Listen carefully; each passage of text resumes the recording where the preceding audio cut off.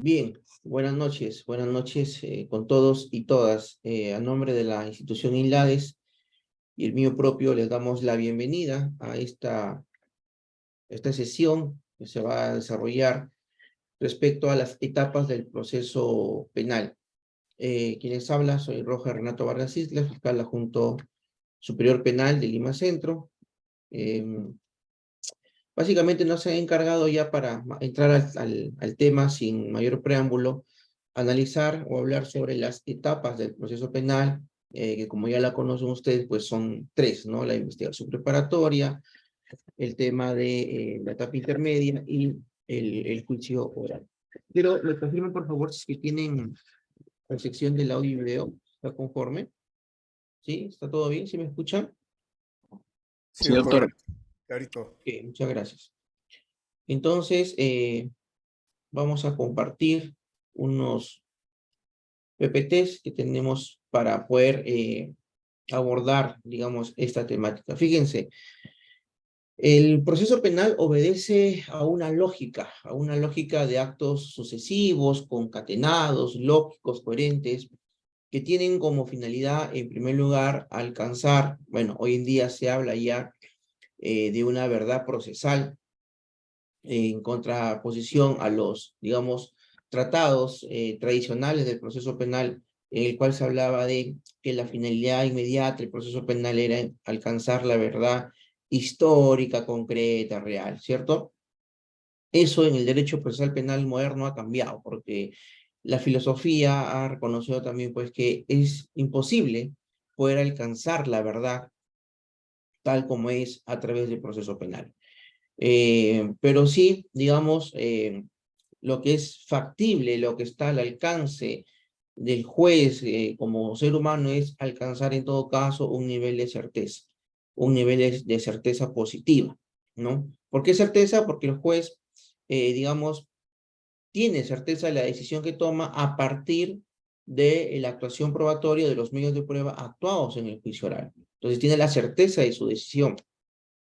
Por el contrario, pues hablar de una verdad concreta, histórica, real, ha reconocido la ciencia procesal que es una utopía, que es una quimera, ¿no? Es bien complicado poder alcanzar esa categoría del conocimiento. Entonces, como seres mundanos, nos vamos a conformar con el tema de la certeza positiva que debe alcanzar el juez respecto de la responsabilidad penal del acusado para poderle imponer una pena, una sanción. Pero para llegar a esa parte final del proceso, hay una parte previa que es muy, muy importante, justamente, que el Código Procesal Penal la llama como la etapa de investigación preparatoria, ¿no? Tiene un nombre muy curioso, investigación preparatoria. La pregunta es, ¿preparatoria para qué? O sea, ¿para qué sirve esta etapa de investigación? Como su nombre nos dice, pues nos prepara para tomar una decisión de si vamos o no vamos a ir a juicio oral. Y esta decisión se va a tomar ya al culminar la investigación y al iniciar la etapa intermedia, porque es cuando culmina la investigación que realiza el Ministerio Público, en la cual ya la ley lo obliga al fiscal a tomar una decisión, ya sea una decisión de sobreseimiento o una decisión acusatoria, es decir, de llevar a juicio al imputado. Y luego de ello, pues, se iniciará esta etapa estelar del juicio oral, a partir del cual ya los elementos de convicción que hemos recabado en la primera etapa de la investigación, a partir de los principios de inmediación, contradicción, publicidad y oralidad, se van a constituir en prueba, ¿no? Porque hoy en día en este sistema solamente es prueba como tal aquellos actos que se constituyen en el juicio oral. Todo lo demás queda fuera de lo que nosotros podemos llamar prueba. Y fíjense que todos estos, digamos, todo este nivel de maduración que alcanzó el proceso penal hasta el día de hoy ha sido objeto de una evolución constante y permanente, no solamente del proceso penal en sí, sino también de todas las instituciones que, digamos, han venido también variando hasta convertirse en lo que son hoy en día, ¿no? Los sistemas en sí, la valoración de la prueba, los jurados, los jueces técnicos, los jueces legos, todo ello ha tenido un claro, digamos, devenir histórico y tiene una explicación. Es por eso que en esta primera parte del curso vamos a hablar de la primera etapa del proceso penal, que es la investigación. Pero antes de ello, vamos a ingresar a hablar un poco de los sistemas procesales que finalmente, digamos, desencadenaron hasta llegar el día de hoy y encontrar pues este sistema de investigación penal que tenemos hoy día en el Código Procesal Penal de 2004 para poder entender de manera íntegra desde sus orígenes cómo es que se ha venido dando la investigación, y a partir de ahí vamos a poder también resolver muchas dudas, ¿no?, que hay hoy en día. Por ejemplo, ¿qué tipo de investigación tiene el Código Procesal Penal? Si es una investigación de disputa, como lo tienen en Estados Unidos, como lo tienen en Colombia, en el cual las partes por su cuenta recaban los elementos de prueba que abonan a sus teorías del caso. El fiscal hace lo suyo, el abogado contrata su pesquisa y también hace lo suyo. O por el contrario, tenemos un sistema de investigación oficial en el cual en ese sistema todo acto de investigación, sea de cargo o de descargo, ingresan por el canal oficial, ingresan por la investigación que realiza el Ministerio Público. Porque hoy en día, porque eso que mencionamos así, que suena tan teórico, sí tiene una repercusión directa en el día a día y en el trabajo de los operadores. Y ustedes en su experiencia como abogados lo pueden constatar. Por ejemplo, ¿cuál es la práctica procesal que es impuesto hoy en día en los juzgados en la etapa intermedia? El fiscal presenta su requerimiento acusatorio, que está secundado o fundamentado en los elementos de convicción de cargo que ha recabado durante la investigación preparatoria, y de pronto también tenemos al abogado defensor que llega a la audiencia de la etapa intermedia del control de acusación, y es en ese momento en el cual el abogado defensor ingresa su escrito y presenta u oferta una serie de elementos de convicción entre testimoniales, periciales, documentales, etcétera, o sea, medios de prueba de diversa índole, que no ingresaron por el canal oficial de la investigación, sino que, digamos, fueron recabados por su cuenta, ¿no? Y se genera el debate, ¿y qué hacen los jueces? Los jueces invocan la libertad objetiva de la prueba, la libertad probatoria, entonces, que ingresen esos documentos. Entonces, son cuestiones prácticas, fíjense, que se vienen realizando, se vienen materializando en el día a día como operadores jurídicos, pero que realmente se aprecia que no hay digamos, el fundamento teórico, principista adecuado para poder resolver estos casos. Entonces, por eso es importante siempre ir a la raíz. Entonces, vamos a empezar hablando rápidamente respecto a estos de los sistemas. En el proceso penal se conocen básicamente tres sistemas que son los más importantes, ¿no? O los más conocidos también: el acusatorio, el inquisitivo y el mixto. Desde ya, para poder comprender la idea, debo señalarles que los sistemas que vinieron posteriormente al acusatorio han sido reacciones o respuestas a, digamos, que tenían como tendencia mejorar el sistema anterior. Es decir, el sistema inquisitivo surgió como una propuesta de mejora frente a los defectos o deficiencias que presentaba el sistema acusatorio. Y de igual forma, el sistema mixto surgió como una reacción, como una respuesta frente a las deficiencias que presentaba el sistema inquisitivo. Fíjense, este razonamiento lo hemos visto claramente hoy en día, ¿no? Porque antes de que ingrese el Código Procesal Penal de 2004, vigente desde el 1 de julio de 2006 en Huaura, y desde el 1 de abril del año 2007 en La Libertad, antes de esas fechas, en el Perú regía el Código de Procedimientos Penales de 1940, ¿cierto? Un sistema escritural, un sistema sin contradicción, y en los procesos sumarios regulados por el Decreto Legislativo 124, sin juicio oral, que la instrucción en el cual en el proceso sumario el juez era investigador y a su vez era el sentenciador, es decir, el juez y parte, en fin. Entonces, para, digamos, salvar esas deficiencias endógenas que contenían estos procesos, tanto el sumario como el del 40, es que surgió como una reacción el sistema que trae el Código Procesal Penal de 2004, fíjense, como una reacción frente a ese sistema que se consideraba, pues, afectaba o restringía muchos derechos fundamentales de naturaleza procesal. Entonces, fíjense, una de las primeras, vamos a ver las características que tenía el primero de los sistemas, ese sistema acusatorio. Y vamos a darnos cuenta o vamos a poder identificar que todavía algunos rasgos de este sistema acusatorio se mantienen siglos después, hasta el día de hoy, en el código o en el proceso del código del 2004, ¿no? Por ejemplo, este sistema tenía características muy básicas, muy esenciales, pero importantes a la vez, ¿sí?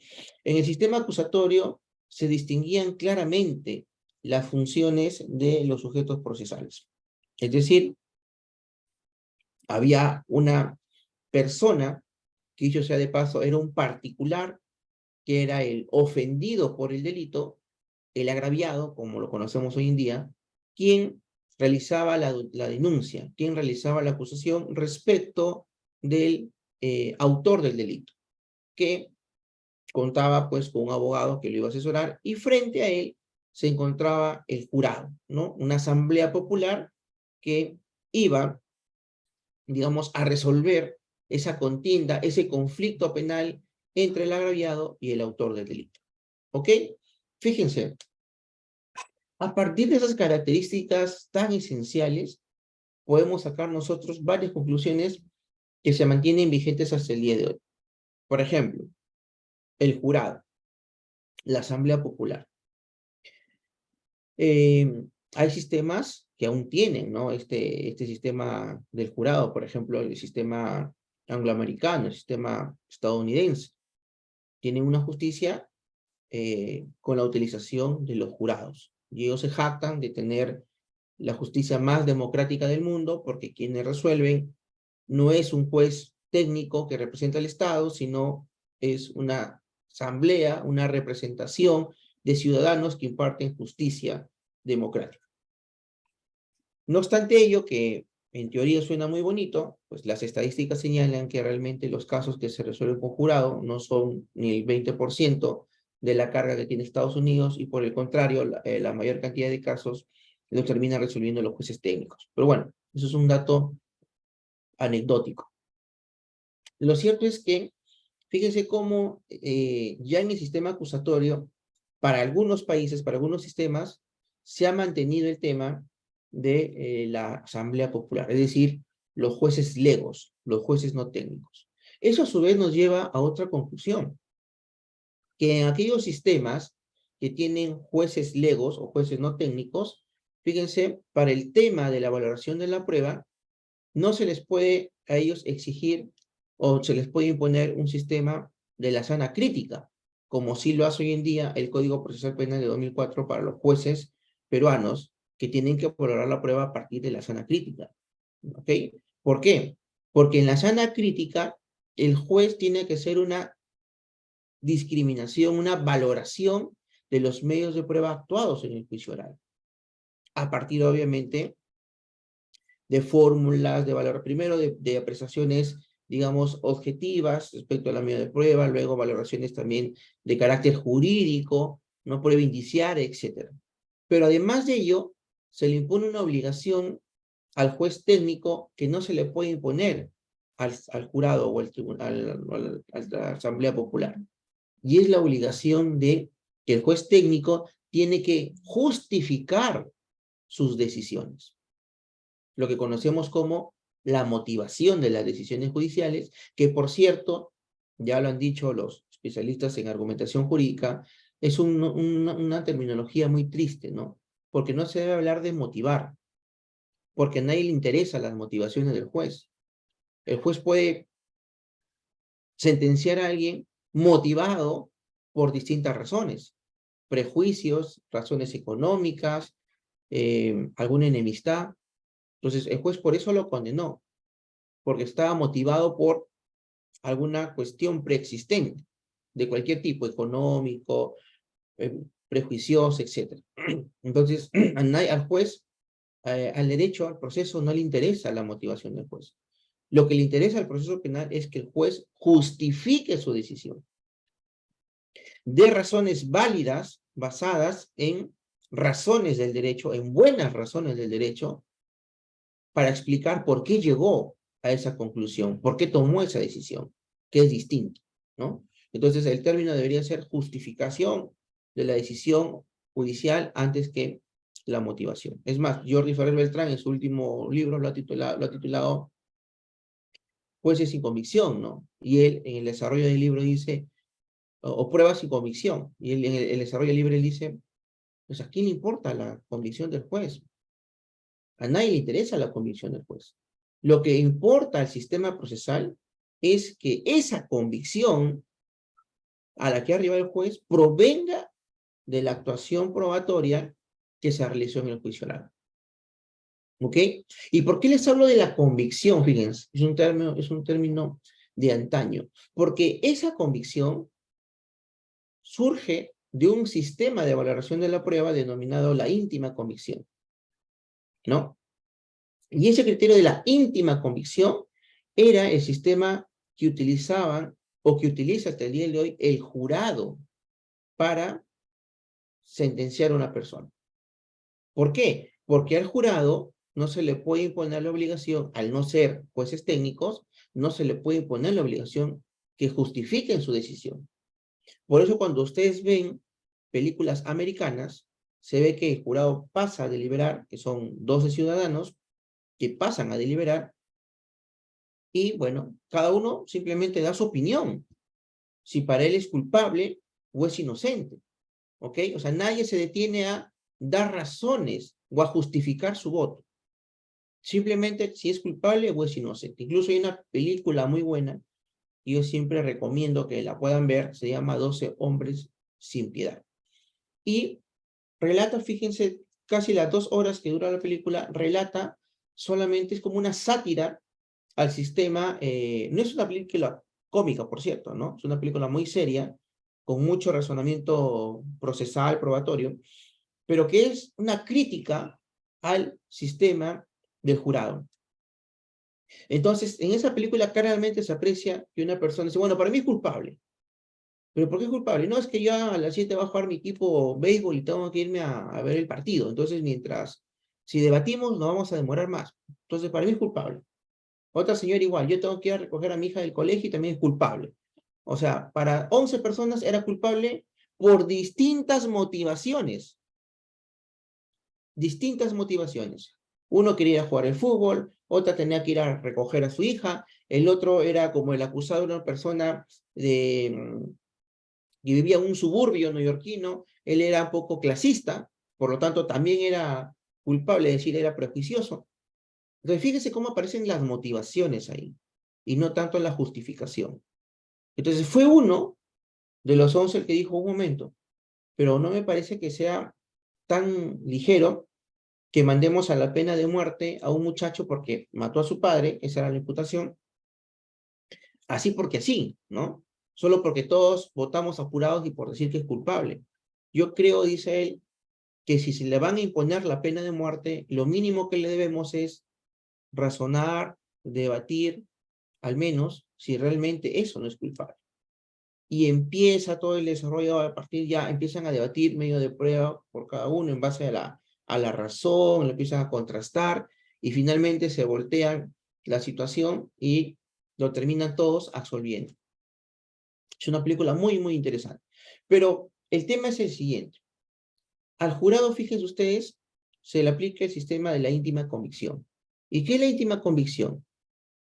Íntima viene de uno, de interno, ¿no? Y convicción, lo que me dicta mi convicción. Para mí es culpable porque, bueno, porque siento que es culpable, ¿no? Mira cómo está vestido, mira la facha que tiene, mira dónde vive. Entonces, hace caso a sus motivaciones. Por eso se llama íntima convicción. Lo que convicción me dice, eso es, punto. Si es inocente, es inocente. Si es culpable, es culpable. Se acabó. No tengo que justificar nada. ¿Ok? Entonces, ese sistema de la íntima convicción, fíjense, era el que operaba en el sistema acusatorio de hace siglos atrás, en las asambleas populares, y es el que se mantiene hasta el día de hoy en los sistemas procesales que utilizan el jurado, como el sistema americano, por ejemplo. En contraposición, en los sistemas que tienen jueces técnicos, ahí no. Ojo, ahí no entra la íntima convicción, ahí entra la sana crítica. Y eso es lo que señala el Código Procesal Penal de 2004, ¿no?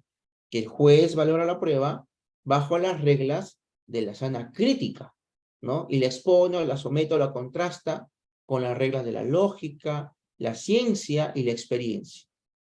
Es decir, el juez, a través de esas grandes herramientas o criterios que le da la ley, tiene que valorar la prueba. ¿Se dan cuenta cómo a partir de ahí ya surgen distintos sistemas para valorar la prueba? Otra cosa que podemos rescatar del sistema acusatorio es, fíjense, que la persecución penal no caía o no estaba en manos de un ente estatal.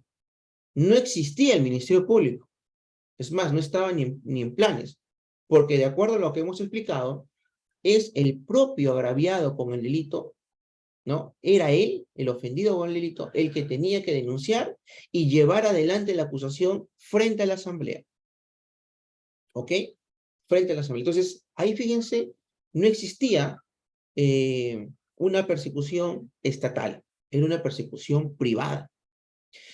Y de ahí surge, fíjense, otra institución que la conocemos hasta el día de hoy, que es el famoso querellante particular. Es decir, el ofendido por el delito se constituía en un querellante particular al momento de denunciar o acusar a la persona que, digamos, lo ofendió con el delito, al autor del delito. Hoy en día, esa figura la conocemos, por ejemplo, en los procesos de persecución privada, ¿no? Los delitos contra el honor, la injuria, la calumnia, etc. Ahí uno se constituye en querellante particular, fíjense. Es más, hasta el día de hoy en esos procesos no interviene para nada el Ministerio Público, ¿cierto? Ahí no. Ahí el ofendido por el delito presenta su demanda, porque es una mixtura ante el juez penal unipersonal, y ese juez penal unipersonal que, si tendrá que realizar según los actos de investigación, le ordenará a la policía que cooperen con el querellante particular y realicen los actos que el querellante particular necesita para su proceso. No interviene el Ministerio Público. Ahora, ¿por qué era así? ¿Qué se buscaba con ello? Bueno, se buscaba, o sea, si bien es cierto, digamos, lo que se buscaba era fortalecer la imparcialidad en el proceso penal de ese entonces. Que el tercero que iba a resolver la contienda, que iba a resolver el conflicto, sea un tercero imparcial, la Asamblea Popular, ¿no? Y que la persona que va a perseguir el delito, en este caso el ofendido por el delito, el querellante, se enfrente en una situación, entre comillas, de igualdad frente a la persona del imputado. Y de esa manera se mantenían el equilibrio, ¿no? Las dos partes confrontadas, al frente un tercero imparcial, que no iba a asumir el rol a favor de ninguno y que iba a resolver la contienda en esas condiciones. No obstante, fíjense, esa realidad trajo serios problemas. ¿Por qué? Porque, pues, imagínense si eso funcionara todos nuestros días, ¿no? Por ejemplo, una violación. O sea, la agraviada tendría que buscar con sus propios medios la prueba. Tendría que pagar o tener dinero para poder pagar su médico legista, para que le hagan su cámara Gesell, su pericia psicológica y todo lo que asume el Estado a través del Ministerio Público. ¿Cierto? Sería inviable. Es más, se generaría una justicia discriminadora, porque para la gente de escasos recursos que no podrían solventar esos gastos, no habría justicia. O sea, habría una justicia simbólica, porque está ahí la puerta abierta para que ellos recurran, pero al no tener recursos, no iba a prosperar. Entonces se producía una justicia selectiva, ¿cierto? Es imposible que ello se haya mantenido hasta nuestros días y haya funcionado así. El otro defecto es que justamente, o deficiencia, es que justamente por buscar en el sistema acusatorio dotar de imparcialidad al proceso penal, se perdió en eficiencia. La persecución pública del delito decayó. ¿Y saben por qué decayó? Decayó porque al quedar, digamos, en manos del ofendido por el delito o del agraviado, el llevar a proceso al autor, generó pues que en muchos casos los agraviados no lleguen a denunciar esos hechos. Y eso a su vez también generó que entre agraviado e imputado puedan negociar, ¿no? Negociar el delito. Es decir, se creó una figura de la compositio, como sucede en el derecho civil, ¿no? En el derecho civil las partes sí pueden pactar, por eso que tienen la conciliación, ¿cierto? Es muy natural la conciliación dentro del derecho civil. Lo mismo pasaba en el sistema acusatorio. Una violación, que es un hecho grave, un homicidio, pactaban el autor con los familiares del occiso, etcétera, y se generaba la compositio. ¿Qué es la compositio? La composición del problema, ¿no? Todo se resumía a un tema económico. Pero, ¿cómo quedaba la persecución del delito? Entonces, fíjense que en la persecución del delito hay un interés público, y eso es lo que diferencia al proceso penal del proceso civil. El proceso penal es público porque se persigue un interés público. El Estado tiene interés ahí. En el proceso civil no. El proceso civil es un tema de privados. No. Ven cosas donde el Estado no tiene ningún interés. Es por eso que en el proceso civil el Estado exige que las personas que quieran acceder a la justicia civil tengan que pagar sus tasas, tengan que pagar sus cédulas, tengan que buscar abogado, ¿no? 425, 426 del Código Procesal Civil, es decir, que tiene que cumplir ciertos requisitos. Porque si presenta su demanda sin esos requisitos, el Estado te la patea, la declara inadmisible, y si no subsana, sin procedente y se acabó. Se lavó las manos el Estado. ¿Cuál es el mensaje ahí?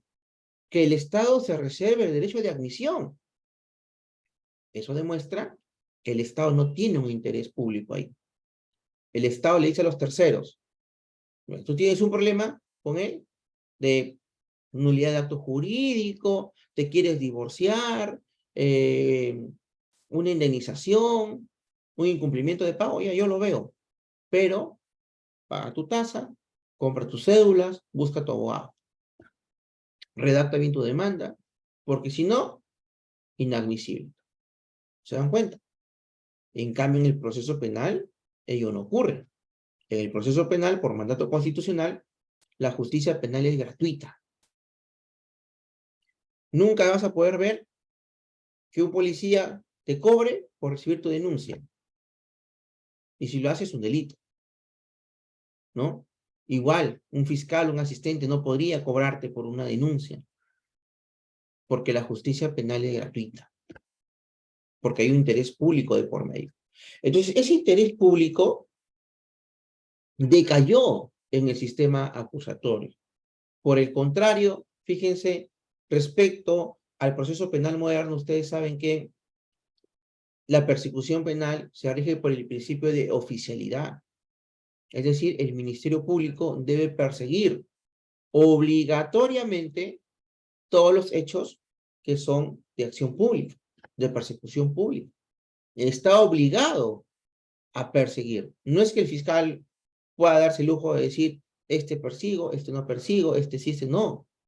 Porque incluso hay un delito si el fiscal no ejercita la acción penal, es un delito. Entonces, el fiscal se guía hoy en día por el principio de oficialidad, es decir, tiene que perseguir todos los delitos. En cambio, en este sistema acusatorio, el principio que se impuso fue el principio dispositivo, porque la facultad, la decisión de perseguir el delito recaía en el propio agraviado por el delito. Es decir, que si él quería, ejercitaba, y si no, no, y no pasaba nada. Entonces, claramente se ve que decaía el interés en la persecución del delito. Frente a este sistema, fíjense, aparece ya el sistema inquisitivo.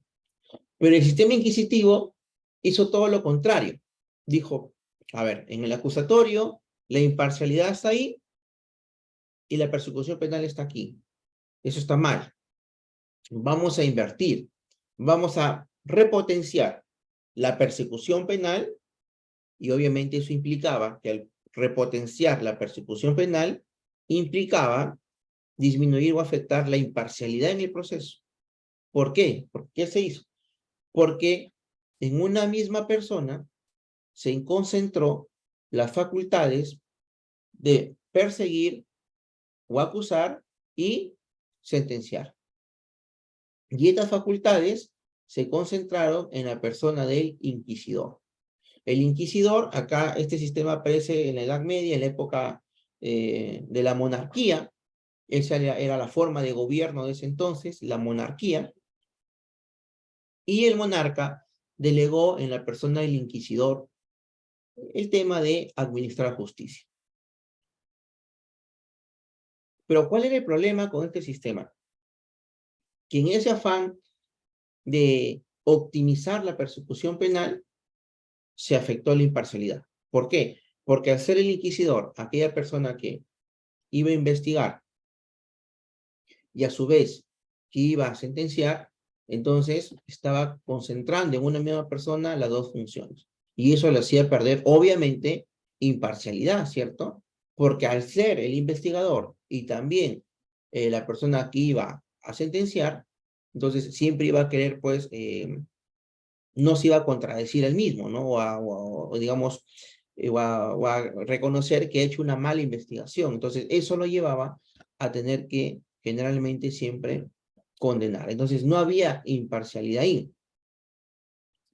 En contraposición al principio acusatorio, entonces, en el proceso acusatorio, era el agraviado el que iniciaba el delito, ¿no? O el que denunciaba el delito. Acá no. Acá el agraviado, fíjense, es desplazado y asume en su posición la persona del inquisidor, porque es el inquisidor el que va a llevar adelante la investigación y la acusación del delito. ¿Ok? Es el inquisidor. Entonces sale ya del terreno del proceso penal, sale del terreno del proceso penal el agraviado, y esa posición es asumida por el inquisidor, ¿no? Entonces hay una variación ahí de la persecución pública privada a la persecución pública en manos del inquisidor. Entonces, fíjense, otra diferencia era que en el proceso penal acusatorio dijimos que la persecución era dispositiva, porque el agraviado decidía si iniciaba o no la denuncia.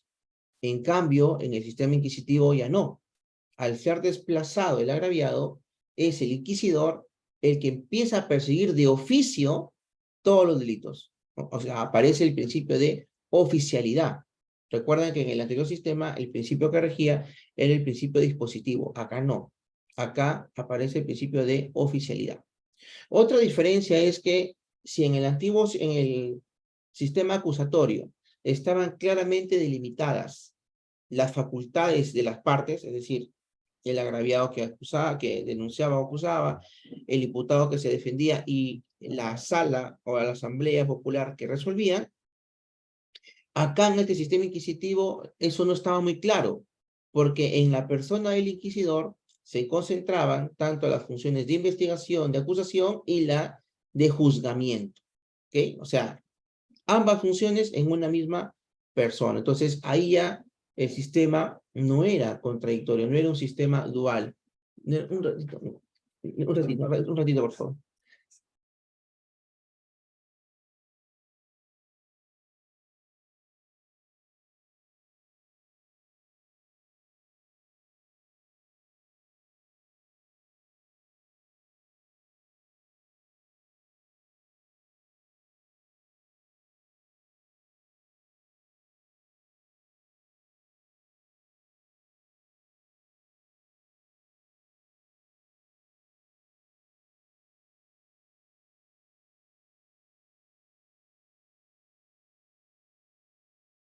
Ya, por favor, disculpen la interrupción. Entonces, les estaba diciendo que en este sistema inquisitivo, esa clara distribución de los roles no se aprecia. No se aprecia porque el inquisidor reunía o concentraba en su persona ambas funciones. La valoración de la prueba también tiene un matiz diferente. En el sistema acusatorio dijimos que como era una asamblea popular, un juez lego, se basaban en el tema de la íntima convicción, ¿no? O como yo ya lo recogí el Código de Procedimientos Penales, con criterio de conciencia, ¿no? Criterio de conciencia, o sea, lo que mi conciencia me dice. Fíjense cómo esta forma de valorar la prueba se ha mantenido hasta el Código del 40, ¿no? La íntima convicción, criterio de conciencia. Pero en este sistema inquisitivo, el juez, como ya era un juez técnico, era el inquisidor, ya no era una asamblea, a este juez sí se le exigía que valore la prueba. Y fíjense, es en este sistema donde aparece la famosa prueba tasada. ¿Pero por qué aparece la prueba tasada? Porque al rey, al monarca, le interesaba que el inquisidor, que era la persona a quien habían delegado la función de juzgar, no haga lo que quiera, no tenga libre albedrío. Entonces el monarca estableció pesos para que el inquisidor haga la tarea, ¿no? Entonces, por ejemplo, la declaración de un noble valía más que la declaración de un plebeyo. La declaración de un hombre valía más que la declaración de una mujer, ¿no? Fueron escalas o pesos probatorios que se establecieron por el monarca. Y en base a esos pesos era que el inquisidor tenía que resolver. Era un tema aritmético, ¿no? Entonces aparece, fíjese ahí, la prueba tasada. Entonces desaparecen, obviamente, los jueces, los tribunales o las asambleas populares y aparecen los jueces técnicos. Otra cosa positiva del sistema inquisitivo fue que aparece, fíjense, el tema de la doble instancia. Aparece la doble instancia, ¿por qué? Porque como era el inquisidor el que resolvía, muchos de los sentenciados no se encontraban conformes con su decisión. ¿Y qué hacían? Interponían un recurso de impugnación para que sea el monarca el que en última instancia, termine resolviendo la contienda. Es otra de las características que, digamos, podemos encontrar en el sistema inquisitivo. Pero ya hasta ahí, haciendo un análisis tanto del acusatorio como el inquisitivo, vemos pues que ambos tienen cosas buenas y tienen cosas malas, ¿no? Por un lado, en el acusatorio se privilegiaba el tema de la imparcialidad, pero digamos, perjudicaba el tema de la persecución penal. En el inquisitivo pasó todo lo contrario. Se repotenció la persecución penal, pero se perjudicó el tema de la imparcialidad. Se quedó nula la imparcialidad del proceso penal. Entonces, para salvar, fíjense, las deficiencias de ambos sistemas, surgió el sistema mixto, recogiendo las cosas buenas del acusatorio y del inquisitivo y separando la función persecutora, quitándole la función persecutora al órgano juzgador y pasó a manos de otra figura. Y es ahí donde históricamente aparece la figura del fiscal, aparece la figura del Ministerio Público. Entonces, a partir de este sistema, al aparecer la figura del Ministerio Público, es en esta persona o institución en la que va a recaer la persecución del delito, la investigación y la acusación. Y al frente va a tener al acusado, al imputado, en compañía de su abogado defensor, entre ellos es la lucha, la contienda, y al frente el órgano jurisdiccional que va a ser el encargado de resolver la contienda. Entonces, de esta manera se logra obtener una correcta distribución de las funciones procesales. El juez se limita a juzgar, el fiscal es el que investiga y acusa, y el imputado, bueno, Él no tiene que hacer nada porque está premunido por el derecho de defensa, pero podríamos decir en que en todo caso su facultad o prerrogativa está limitada a defenderse, ¿no? Pero se aprecian claramente las tres funciones o las funciones de cada uno de los sujetos procesales. Pero, fíjense, si bien es cierto, se termina materializando de manera eficiente o correcta el principio acusatorio, sin embargo, ello ya no generaría una merma del interés público en la persecución penal, porque no va a decaer. Esta, por el contrario, va a recaer en manos de un órgano estatal como lo es el Ministerio Público.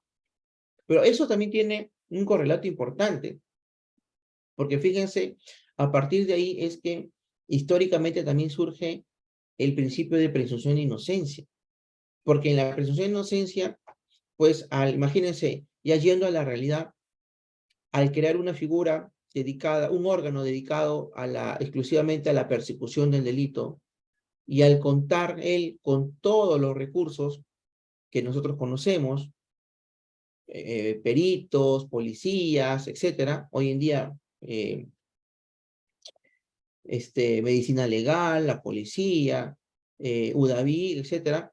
Imagínense con todos la portátil que cuenta el Ministerio Público para perseguir el delito, frente a un ciudadano que muchas veces, pues, no tiene ni siquiera para el abogado, ¿no? Por eso que existe la Defensoría Pública también. Entonces, hay toda una maquinaria estatal de persecución penal frente a un ciudadano que, como le digo, no tiene las mismas condiciones materiales para poder ejercer o ejercitar una defensa efectiva. Entonces, por más que los sistemas procesales hayan prescrito la igualdad procesal y todos esos temas, en el plano real, en el plano material, pues no existía tal igualdad. Por el contrario, el Ministerio Público era toda una maquinaria y pues el imputado estaba solo.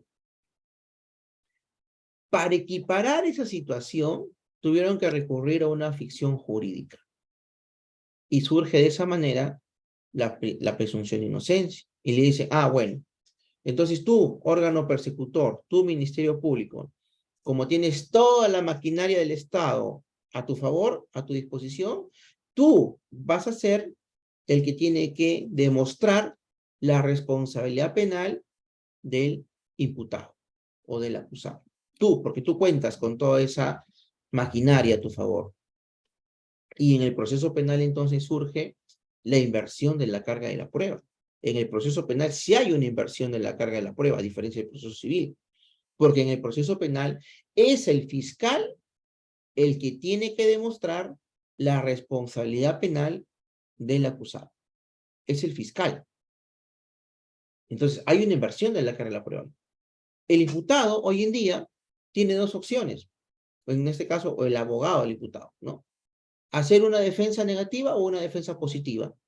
En la defensa negativa, pues, no realiza, no practica ningún acto de investigación y solamente busca explotar las deficiencias, los vacíos de la imputación o de la acusación hecha por el Ministerio Público, ¿no? Busca alcanzar la duda y se acabó. En la defensa positiva, el abogado sí tiene una teoría del caso. No solamente tiene una teoría del caso, sino que la construye probatoriamente y la lleva al juicio a acreditar. Defensa positiva, ¿no? Pero en uno y otro caso no es obligatorio, porque en el proceso penal hay una inversión de la carga de la prueba y la carga de la prueba está a cargo del Ministerio Público, ¿ok? Entonces, el objetivo en este sistema es dos cosas. Aseguramos la persecución penal, pero sin afectar la imparcialidad judicial. Podemos garantizar las dos, claro, garantizamos las dos con la presencia del Ministerio Público al proceso penal, ¿ok? Bien, o sea, hasta ahí, fíjense, hemos analizado tres modelos. Nos falta el último, que es el sistema adversarial, que es netamente el sistema que tienen los sistemas angloamericanos, Estados Unidos, por ejemplo, ¿no? Que es un sistema conjurado, que rige el principio acusatorio, porque el fiscal investiga, el abogado también, por su cuenta, si desea investiga, el jurado resuelve, está la presencia del jurado, rigen los principios de contradicción, igualdad, etcétera, y son distancia única. Es otra de las características de estos sistemas adversariales. Y fíjense, ¿por qué son distancia única? Porque quienes sentencian son el jurado. Y el jurado no está obligado a justificar sus decisiones. ¿Por qué? Porque se guían por la íntima convicción. Entonces, si no están obligados a justificar sus decisiones, la pregunta es, ¿cómo, para qué impugnar? Porque ¿cómo se controlaría esa decisión?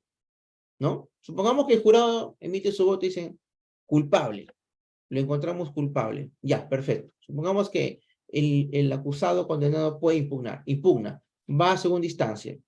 La pregunta es, ¿qué va a controlar esa segunda instancia? ¿Qué va a revisar? ¿Qué va a verificar? Si el jurado resolvió en base a su íntima convicción. A su íntima convicción. No hay nada que revisar, ¿cierto? Porque es subjetivo. Es muy subjetivo. En cambio, por eso que para esos sistemas del jurado, el sistema procesal que se adecua es de única instancia. Es decir, frente a esa sentencia, solo cabe interponer un recurso de casación, porque en la casación ya no se van a revisar hechos, ni pruebas, solamente se va a revisar la aplicación del derecho. Y en la aplicación del derecho sí se puede revisar, si las normas fueron o no aplicadas correctamente. ¿Se dan cuenta de la lógica? En cambio, en los sistemas donde no hay jurado y hay jueces técnicos, es otra cosa. Porque el juez técnico sí está obligado a justificar sus decisiones. Y más aún si es una decisión de condena. Tiene que justificar. Y no es una carta abierta. Tiene que justificar en base a las reglas de la sana crítica, ¿no? La lógica, la ciencia y las máximas de la experiencia. Entonces, el órgano revisor, la sala, el ACUEN, se va a ver si realmente pues, el juez ha valorado bien la prueba, si las conclusiones probatorias a las que arribó son conformes con lo que se actuó en el juicio oral, etc. Ese razonamiento probatorio lo va a revisar. ¿Ok? Bien, entonces, en el sistema adversarial rige el sistema de única instancia y la valoración de la íntima convicción. ¿Ok? Hasta ahí, fíjense, es la historia de cómo se han venido desarrollando los sistemas procesales. Ahora sí ya vamos a ver cómo esos sistemas procesales han impactado en los procesos de nuestro país, empezando por el sumario, por el ordinario y hasta llegar al Código de 2004, porque todo está concatenado históricamente, todo es una influencia de algo, y eso se ve clarísimo en lo que vamos a ver a continuación. Miren, en el Perú hemos tenido el proceso penal sumario, decreto legislativo 124, el proceso penal ordinario y el proceso penal acusatorio. El proceso penal sumario, en un primer momento, fue pensado para procesar los delitos de bagatela, delitos no graves. Pero eso fue un inicio. Luego ya con el paso del tiempo, al ver que era un proceso tan célere, la mayor cantidad de delitos se terminaron resolviendo a través del proceso penal sumario. ¿Y cuál era el problema de este proceso penal sumario? Era, por cierto, inconstitucional. Y vamos a señalar cuáles eran sus problemas rápidamente para que los puedan entender. Fíjense, ¿cómo era el trámite de este proceso penal sumario? El fiscal formalizaba la denuncia, ¿no? Ante el juez instructor, así se llamaba, el juez instructor, y el juez instructor emitía su famoso autoapertorio de instrucción, que era la cabeza del proceso penal en ese sistema. ¿Por qué? Porque recién ahí, con ese autoapertorio de instrucción, se iniciaba el proceso penal. Entonces, en ese autoapertorio de instrucción, el juez ordenaba que se inicie la instrucción, que era la investigación, así se llamaba instrucción ahí la investigación, por un plazo de 4 meses, prorrogables por 2 meses más. Pero fíjense, ¿quién creen ustedes que estaba a cargo de esa investigación? no era el fiscal, era el juez penal instructor el que investigaba. El fiscal simplemente era un convidado de prueba. Asistía a las diligencias, a las declaraciones, a las reconstrucciones, pero participaba como un sujeto más, no dirigía, no disponía, no podía él programar las diligencias, porque todo eso era potestad y facultad del juez penal instructor. Entonces, culminaban los 4 meses de investigación, si es que todavía faltaban realizar algunos actos más, el juez prorrogaba la instrucción por 60 días. Se terminaban ya de realizar todas esas diligencias o se vencían los 60 días y concluía la instrucción. ¿Qué hacía el juez instructor? Remitía el expediente penal, el expediente judicial, lo mandaba a la fiscalía, para que la fiscalía emita su dictamen, ya sea un dictamen acusatorio o un dictamen de sobreseimiento. Pero realmente el papel del fiscal en ese sistema era un fiscal dictaminador, ¿no? No tenía el protagonismo, el rol, el poder que tiene en este modelo de 2004, porque el fiscal es ahora el que tiene que investigar. En ese sistema no.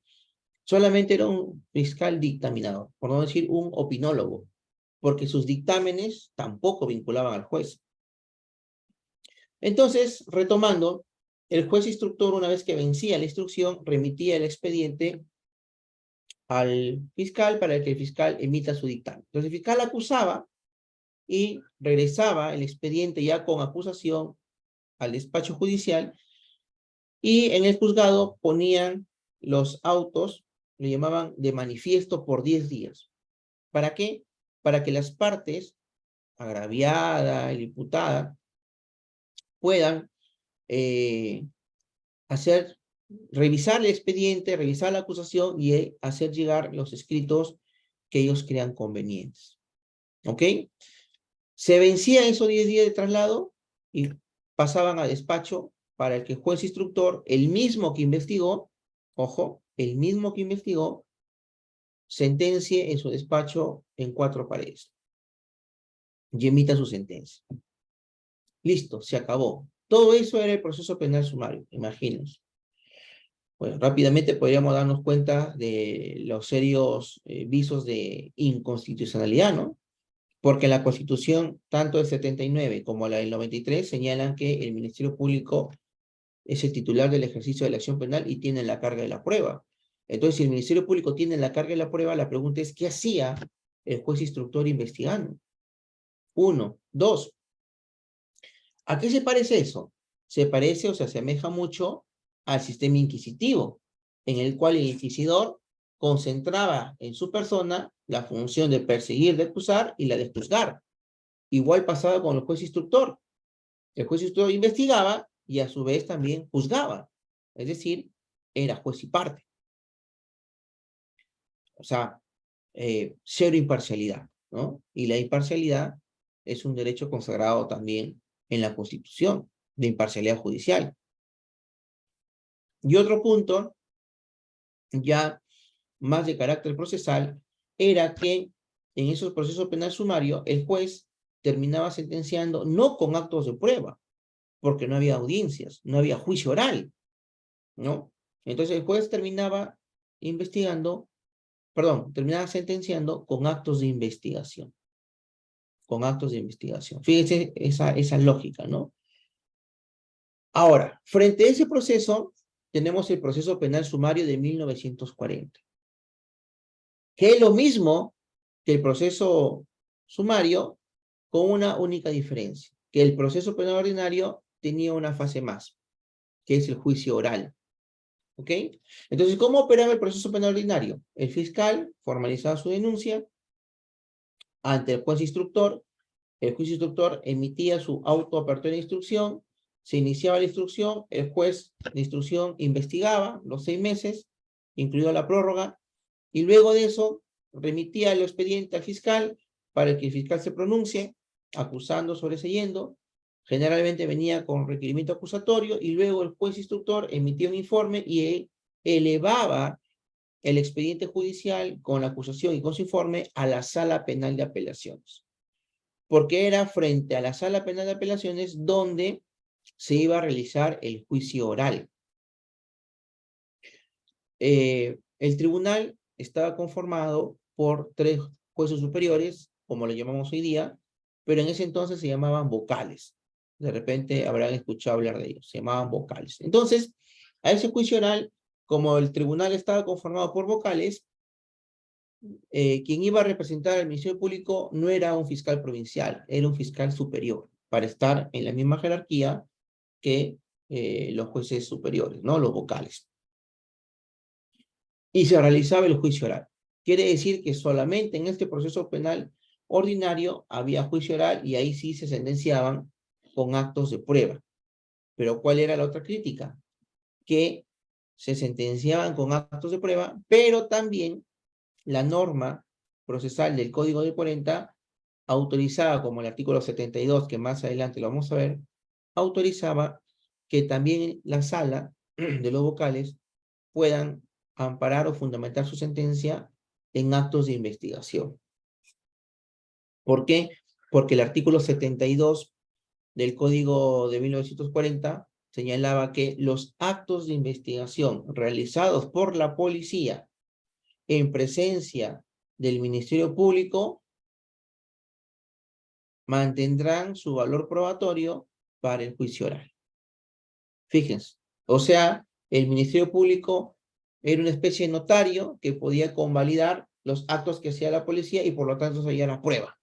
Y al ser prueba, entonces el juez la puede valorar en juicio. Se acabó. Fíjense la lógica. Hoy en día, esa lógica, nadie se atrevería a decir que en el proceso penal de 2004 es así, ¿no? Nadie se atrevería a decir que los actos de investigación que realiza el fiscal o el Ministerio Público sean prueba, ¿no? Para nada. Son actos de investigación. Actos de investigación que van a arrojar, que van a permitir obtener elementos de convicción que en el juicio oral se van a convertir en prueba. ¿Ok? Y por el contrario, ya llegamos hasta el proceso penal acusatorio de 2004, en el cual, pues sí, ya en base a la madurez que alcanzó todo el proceso penal, se distinguen claramente entre elementos de convicción y elementos de prueba, ¿no? Elementos de convicción y elementos de prueba. Y también el código reconoce que el juez solamente puede basar su decisión o su sentencia en actos de prueba, no en elementos de convicción. ¿Ok? Bien. Sigamos avanzando. Ahí está, fíjense, el artículo 72 que les hago referencia, ¿no? En el inciso 3. Dice, las diligencias actuadas en la etapa policial con la intervención del Ministerio Público y las practicadas por el propio fiscal provincial con asistencia del defensor que no fueran cuestionadas mantendrán su valor probatorio para los efectos del juzgamiento, ¿no? O sea, el juez podía basarse en actos de investigación. Bien. Ya, hasta ahí hemos hecho un recuento histórico de lo que fueron los sistemas procesales, ya para ubicarnos bien y poder reconocer ahora sí por qué hay algunas instituciones que se mantienen hasta el día de hoy en el Código Procesal Penal de 2004, y luego hemos visto cómo esos sistemas procesales se han ido materializando o han ido influyendo en el proceso penal sumario, perdón, en el proceso penal peruano, primero en el proceso penal sumario y luego en el Código del 40, y hoy en día también en el Código Procesal de 2004, solo que ya depurando las cuestiones que son positivas para el proceso penal, ¿no? Entonces entramos ya a analizar el proceso penal peruano del 2004. Este proceso, como hemos señalado, tiene 3 etapas: la investigación preparatoria, la etapa intermedia y el juicio oral. La investigación preparatoria comprende a su vez la investigación preliminar. En este proceso penal se distingue claramente cada rol que tienen cada uno de los sujetos procesales. Se materializa el principio acusatorio, ¿no? El fiscal tiene la carga de la prueba, al imputado se le presume inocente y el juez es el que tiene que resolver o decidir esa contienda a partir de la prueba que se haya actuado en el proceso penal. Miren, fíjense, incluso hasta las formas de actuación de las partes estaban influenciadas por los sistemas anteriores. Miren, para muestra un botón, fíjense en las imágenes que tienen en la diapositiva. En la imagen inferior izquierda, donde ven una persona de pelo cano, que está sentada ahí, él es el acusado. Frente a él está la sala, los jueces superiores, que están ahí con cinta roja, es un tribunal de 3 magistrados, por eso viene el tribunal de 3. A su derecha del tribunal está el fiscal superior también, es una audiencia del Código del 40, y frente al fiscal está el abogado del acusado. Si ustedes se percatan, ¿qué forma tiene esa distribución de cómo se sientan las partes o de cómo ocupan la sala de audiencias? Es la forma de una cruz, fíjense. El tribunal al frente del acusado y el fiscal al frente del abogado. Es una cruz. ¿Por qué? Porque ese es un rezago de la Edad Media, del sistema inquisitivo, ¿no? De la guerra de las cruzadas, donde se perseguía a las brujas, a los herejes, en nombre de Dios, ¿no? Fíjense, hoy en día ya no tenemos esa distribución. Ah, y otro detalle más. Fíjense cómo eran construidas las salas antiguamente. El tribunal está 2 o 3 escalones por encima del acusado, ¿no? O sea, como que es una simbología de que el tribunal representa al Estado y el Estado está por encima del acusado. Hoy en día todo eso ha desaparecido porque las salas de audiencia que se han uniformado a nivel nacional tienen la forma que vemos en la imagen inferior derecha, que es la de un triángulo, ¿no? El juez está al frente y el juez tiene al frente tanto al fiscal y al imputado con su abogado, pero en el mismo nivel, frente a frente. Ya desapareció esa estructura de la cruz que había en el Código de 1940, ¿no? Porque eso también tiene una simbología que expresa que habla sobre la igualdad procesal. Es decir, el fiscal está en la misma igualdad que el imputado y su abogado defensor. Luego, en estas diapositivas, podemos ver claramente las etapas del proceso. La primera etapa es la etapa de búsqueda. ¿Búsqueda de qué? De prueba, de elementos de convicción, que le van a permitir al fiscal fundar su requerimiento acusatorio o sobreseimiento, ¿no? Y el juez de la etapa intermedia también le van a permitir los elementos de convicción fundar su decisión de si pasa a juicio o si sobresee el proceso. Hasta ahí llegaron los elementos de convicción. No sirven para nada más, ¿ok? Porque ya en el juicio oral, lo único que sirven para fundamentar una sentencia, sea condenatoria o sea absolutoria, son los actos de prueba que se constituyan en el juicio oral. Solo eso sirve, o solo eso es prueba, ¿ok?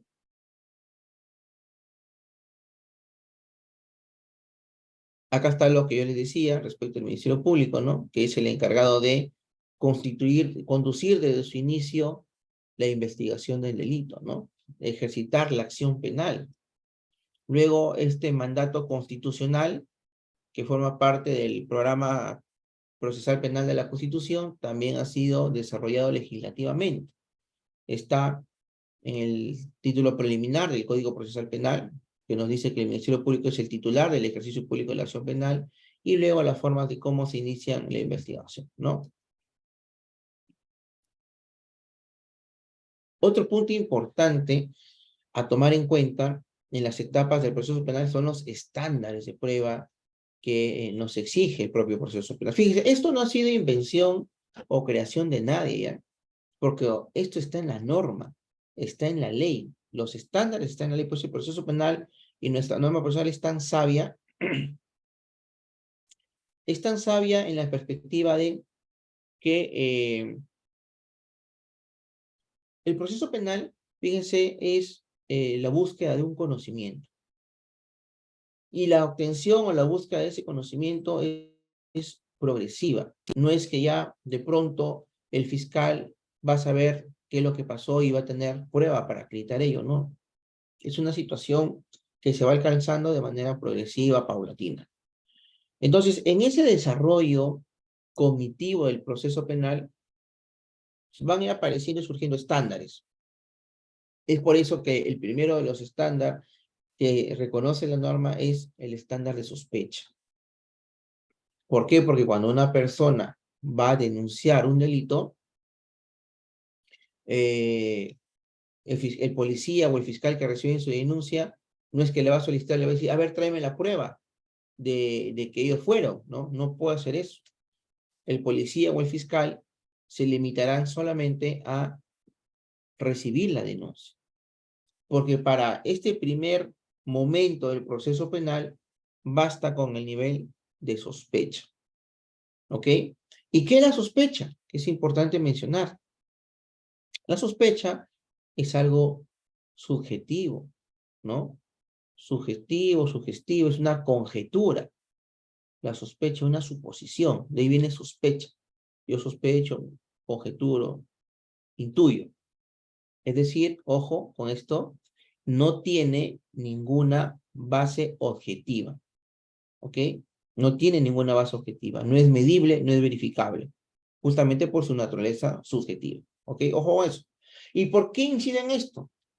Porque la Corte Suprema, en la sentencia plenaria casatoria sobre el lavado de activos 1/2017, y luego en la sentencia plenaria sobre prisión preventiva 1/2019, habla de estos términos y califica, ¿no? O llama, le cambia de nombre a las sospechas como a los estándares de conocimiento como sospecha inicial, sospecha reveladora, sospecha grave y sospecha suficiente. Siguiendo, por cierto, la corriente de un autor italiano que citan ahí, de nombre Leone, que citan en sus acuerdos penales. Pero yo pienso que la Corte Suprema no se ha detenido en analizar el nombre. Porque hablar de sospecha reveladora, fuerte, ¿no? O sospecha grave o fuerte, o incluso suficiente, es contraproducente, es contradictorio. Porque fíjense, esos estándar ya revelador, estándar de grave o estándar suficiente, no son subjetivos, no son ya, digamos, una conjetura. No, esos estándares tienen base objetiva, porque ya se fundamentan en actos de investigación, ya se fundamentan en elementos de convicción. ¿Qué dice el 336 para formalizar una investigación preparatoria? ¿No? Que aparezcan indicios reveladores de la comisión del delito y de la vinculación del imputado con el mismo. Eso dice el artículo 336 del Código Procesal Penal. Indicios reveladores. ¿Y qué es un indicio revelador? Un elemento de convicción. Una declaración, una pericial, una documental. Pero ojo, esos elementos de convicción ya son objetivos, son verificables y son medibles. No tienen nada de subjetivo. Su base es objetiva. Entonces, ¿cómo lo vamos a llamar? Sospecha reveladora. De igual forma, ¿no? Cuando vas a hablar de el estándar fundado y grave, que ellos llaman sospecha grave. Igual, peor aún, porque el estándar que te exige ya la norma procesal penal para una prisión preventiva es más fuerte, más intenso que el que exige para formalizar el simple revelador, ¿no? Sino que tienen que aparecer elementos de convicción, uno, fundados y graves. ¿Qué es fundado? Que se corrobore por sí solo o que se corrobore conjuntamente con los demás. Ejemplo, por sí solo un ADN, ¿no? Es un elemento de convicción que da bastante credibilidad por sí solo, pues una prueba científica, casi infalible. O que, analizados en su conjunto, se corroboren entre ellos, pues son fundados. Y que será un elemento de convicción grave. Que tenga un alto poder incriminatorio. Por ejemplo, encontrar el arma homicida en el cuarto, en la casa del imputado, ¿no? O un video que ha grabado el hecho del robo. Tienen alto poder incriminatorio. Ese es un elemento de convicción grave, por ejemplo. Entonces, la pregunta es, ¿y qué tiene eso de subjetivo? Nada. Entonces, ¿por qué lo llamamos sospecha grave? ¿Ok? Entonces, me parece que no es un término muy feliz o muy adecuado para denominar los estándares que recurren el proceso penal. El único nivel de sospecha que se puede aceptar es el de sospecha inicial, para la denuncia, para iniciar la investigación preliminar. El resto ya no son sospechas, porque tienen base objetiva. Son estándares, un estándar revelador, un estándar grave, un estándar suficiente. Lo otro que le critico a la Corte es cuando señala y dice que el estándar grave o la sospecha grave, tomando las palabras de la Corte Suprema, la sospecha grave, dice, es más intensa o es más importante que la sospecha suficiente. Eso sí como que también yo tengo mis reparos. ¿Por qué? Teóricamente suena muy bonito, de manera abstracta, gaseosa, suena muy bonito. Pero cuando yo lo aterrizas en la realidad, en los casos prácticos, no es así. Además que también tiene una contradicción o deficiencia conceptual. ¿Cuál es esa deficiencia conceptual? Que la Corte Suprema olvida que el estándar fundado y grave que exige el 268 para la prisión preventiva está referido a una medida cautelar, es decir, a una pretensión accesoria del proceso penal. En cambio, el estándar de suficiencia no está referido a una cuestión incidental, a una cuestión cautelar, está referido ya a la pretensión principal del proceso penal, está referido ya a la imposición de una pena. Entonces, siendo yo así, ¿cómo vamos a afirmar, vamos a concluir que el estándar requerido para imponer una pena va a ser menor que el estándar requerido para una medida cautelar de prisión preventiva? O sea, conceptualmente no lo veo coherente, por un lado. Y por el aspecto práctico, peor, porque nosotros sabemos, como operadores jurídicos, que realmente ese estándar que la norma exige como fundado y grave y que va a ser más intenso, ¿en qué momento el proceso se alcanza? ¿Se alcanza iniciándose el proceso penal, que es donde se pide la prisión preventiva? ¿O se alcanza ese estándar ya cuando terminas la investigación preparatoria? ¿Dónde se alcanza ese estándar más intenso? No es al comienzo, ¿eh? Incluso así sean casos de flagrancia, no es al comienzo porque siempre hay actos de investigación que quedan por realizar posterior. Entonces quiere decir que si hay actos de investigación posteriores que realizar, ojo, entonces al recabar yo esos elementos de comisión posterior, yo no voy a hablar de digamos, ese estándar posterior entonces va a ser mucho más intenso. Y ese estándar posterior justamente va a constituir el estándar de suficiencia, y ya no de fundados y graves elementos de convicción. Entonces también en el plano práctico operativo tampoco es coherente. Pero bueno, son temas que por cierto también la Corte Suprema ha aseverado, pero que no ha desarrollado. O sea, dice, ¿no?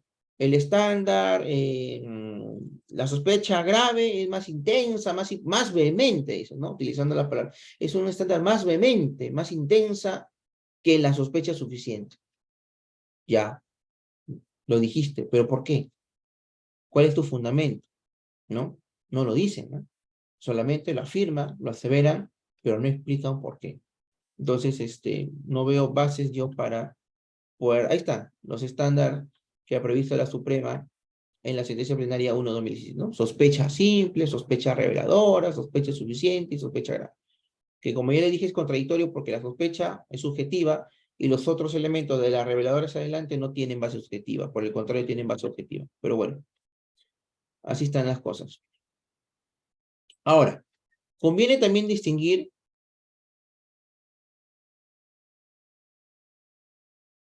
qué debemos entender por actos de investigación y por actos de prueba. Porque la lógica de este modelo procesal penal es clara, distingue, ¿no? ¿Qué cosa es un acto de investigación y qué cosa es un acto de prueba? Es más, los actos de investigación se realizan durante la investigación preparatoria y los actos de prueba se realizan en el juicio oral. Entonces, ¿qué es un acto de investigación? Fíjense, un acto de investigación es un acto de averiguación, porque cuando el fiscal apertura investigación preliminar, en su disposición de investigación preliminar, el fiscal plasma su plan metodológico de investigación o su plan de investigación, como lo llaman en Perú. ¿Y qué es un plan de investigación? Son todos los actos de investigación que el fiscal está disponiendo para recabar los elementos de convicción que van a corroborar los elementos del tipo y la responsabilidad penal del acusado. O sea, no solamente tengo que probar el delito, que el delito existió, sino que además tengo que recabar elementos de convicción que vinculen al imputado con el hecho. Es decir, que acrediten la responsabilidad penal del acusado. Son dos extremos que tengo que probar yo.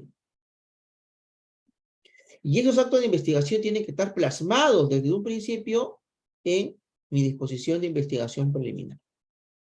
Entonces, el fiscal, cuando tiene, por ejemplo, un caso de investigación sexual, ordenará que se reciba la declaración de la agraviada, ¿no? En cámara Gesell, que se le realice la pericia psicológica, que se tomen algunas declaraciones testimoniales, que se le haga la prueba, la pericia médico-legal para determinar si hubo o no penetración, si encuentran algún fluido o muestras de semen, espermatozoides, pues recabar, hacer la pericia biológica, hacer luego el ADN, todo eso tiene que estar ordenado dentro de la pericia, dentro de la disposición de investigación preliminar del fiscal. Todo ello constituye su plan metodológico de investigación, ¿no? Ahí están los actos de investigación que se van a realizar. Entonces, un acto de investigación es un acto de averiguación, porque el fiscal, cuando llama a declarar al agraviado o llama a declarar al testigo, el fiscal desconoce, no sabe qué es lo que ese testigo, ese agraviado va a declarar. Cuando el fiscal dispone a realizar una pericia biológica o de ADN, tampoco no sabe qué es lo que va a arrojar el resultado de esa pericia. Puede ser que arroje que el ADN es compatible con el imputado, o puede ser que no, como suele suceder muchas veces en los casos de violación. ¿Él te violó? Sí, él me violó, él. Quedó embarazada. Le hacen la pericia, no es el hijo de él, del imputado. Entonces, por eso son actos de investigación, son actos de averiguación, porque el fiscal no sabe cuál va a ser el resultado que va a arrojar ese acto de investigación. Por el contrario, en el acto de prueba o el acto de prueba ya no es un acto de averiguación. Los actos de prueba son actos de demostración. ¿Por qué? Porque los actos de prueba, como se van a realizar en el juicio oral, el fiscal ya en ese momento sí sabe cuál es el aporte probatorio de cada uno de sus elementos de prueba. Ahí él ya sabe lo que va a decir la fiscal, perdón, lo que va a decir la agraviada, lo que van a decir los testigos, lo que van a decir los policías, lo que van a decir los peritos, lo que dice la documental. Él ya conoce su caso y sabe el aporte probatorio de cada uno de sus elementos de prueba. Entonces, él va a ir a juicio oral ya no a averiguar, él va a ir a juicio oral a demostrar. ¿Ok? Bien, entonces sobre esa lógica podemos encontrar diversas características o diferencias entre los actos de investigación y los actos de prueba. Los actos de investigación, ya dijimos, constituyen actos de averiguación. ¿Ok? Actos de averiguación. En cambio, los actos de prueba son actos de demostración. Los actos de investigación se realizan, obviamente, durante la investigación preliminar y la investigación preparatoria. Los actos de prueba se realizan en el juicio oral. ¿Qué generan los actos de investigación? Generan elementos de convicción.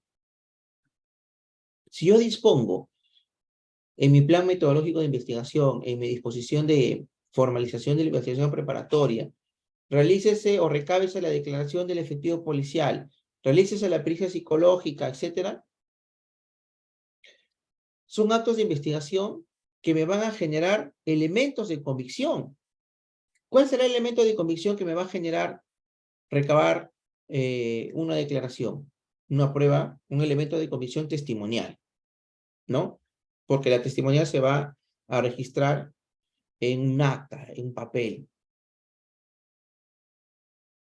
Que ojo, no por el hecho que se materialice en un papel, se va a convertir en prueba documental, ¿eh? Porque la prueba es testimonial.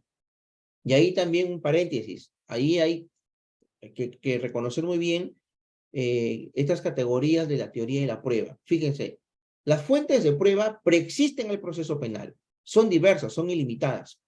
Pero esas fuentes de prueba, para introducirse al proceso penal, tienen que acoger la forma de un medio de prueba. De cualquiera que ustedes conozcan. Testimonial, documental, pericial.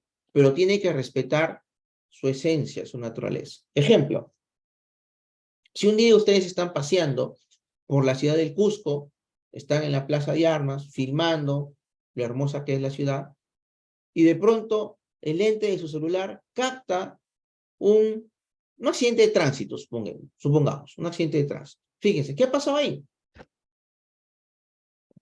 Ahí se van a generar dos cosas. Hay dos fuentes de prueba. En primer lugar, el equipo, el dispositivo informático que está filmando, que ha captado el hecho, y ustedes, quien está mirando por el lente también el hecho. Hay dos fuentes de prueba. Una fuente de prueba será la persona y la otra fuente de prueba será el celular. ¿Ok? Son fuentes de prueba. Ahora la pregunta es, ¿cómo introducimos esa fuente de prueba en el proceso penal? Ahí se van a introducir a través de su respectivo medio de prueba. La persona, el órgano de prueba, va a ser introducido a través del medio de prueba testimonial, porque él es un testigo.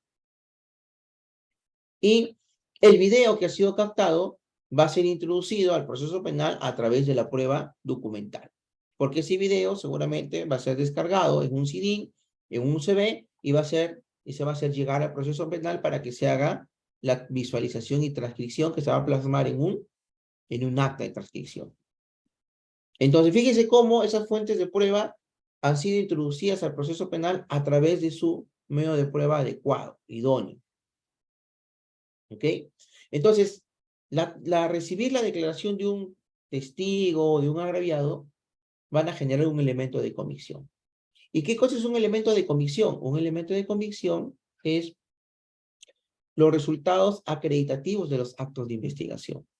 ¿Qué obtuve de ese acto de investigación? ¿Ok? Bien. Por el contrario, los actos de prueba generan prueba, pues, ¿no? Que es lo que va a servir para fundamentar una sentencia. Los actos de investigación, ojo, no son jurisdiccionales, porque no los realiza el juez. En este sistema, quien investiga es el fiscal, ¿ok? El fiscal tiene el control, el poderío, el señorío de la investigación. Es por eso que el fiscal, cuando formaliza la investigación preparatoria, fíjense, no necesita la autorización del juez. Ojo, no necesita la autorización del juez. El hecho que el juez emita un auto, que conforme lo señala el artículo 3 del Código Procesal Penal, un auto a través del cual el juez resecciona la formalización, esa es otra cosa. La resecciona, pero no es que el juez tenga que autorizar al Ministerio Público a investigar a alguien, no.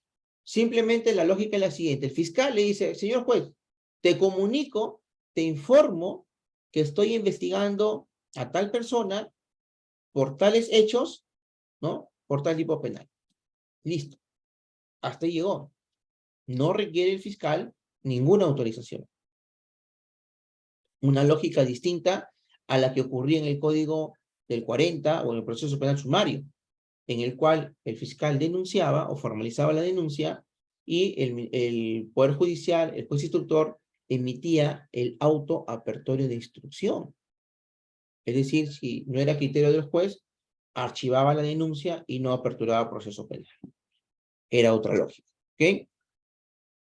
Entonces, los actos de investigación, ojo, no son jurisdiccionales porque lo realiza el fiscal. Los actos de prueba sí son jurisdiccionales porque lo realiza o se realiza ante el juez de juzgamiento, sea unipersonal o sea colegiado. ¿Para qué me sirven los actos de investigación? Me sirve para alcanzar estándares de prueba distintos a los del juicio oral. O sea, ¿qué estándares de prueba puedo alcanzar yo con los actos de investigación o con los elementos de comisión? Bueno, el estándar revelador, el estándar fundado y grave y el estándar de suficiencia. ¿Ok? En cambio, el otro estándar es para ya fundar una sentencia, un estándar de certeza.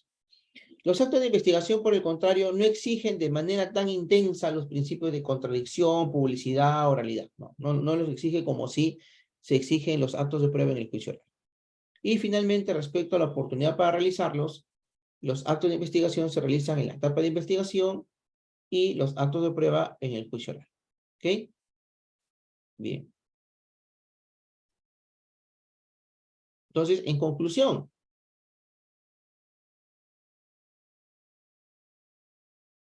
¿para qué investigamos? Bueno, para determinar si han ocurrido los hechos, para determinar de qué delito se trata, o si es que es un delito, para asegurar los elementos materiales de convicción y para individualizar al imputado. En conclusión, para dos grandes cosas. Primero, tenemos que acreditar si el hecho es delito, sino que investigamos, ¿no? O sea, que se trate de un hecho de relevancia jurídico-penal. Y dos, elementos de comisión que vinculen al imputado con el hecho. Que vinculen o lo desvinculen, porque también recabamos elementos de cargo o de descargo, ¿ya? En síntesis, eso es lo importante, es la idea que debemos manejar. Finalmente, podríamos decir también, para ir desmenuzando la información, bueno, ya lo dije la primera, que se investiga para establecer si hay delito y para determinar la responsabilidad penal del autor. También se investiga en la investigación preliminar para determinar si formalizamos o no formalizamos la investigación preparatoria. Y también se investiga para determinar si existen fundados y graves elementos de comisión para ver si pedimos o no pedimos una prisión preventiva. Y finalmente para determinar si hay suficientes elementos de comisión que nos permitan requerir fundadamente una acusación.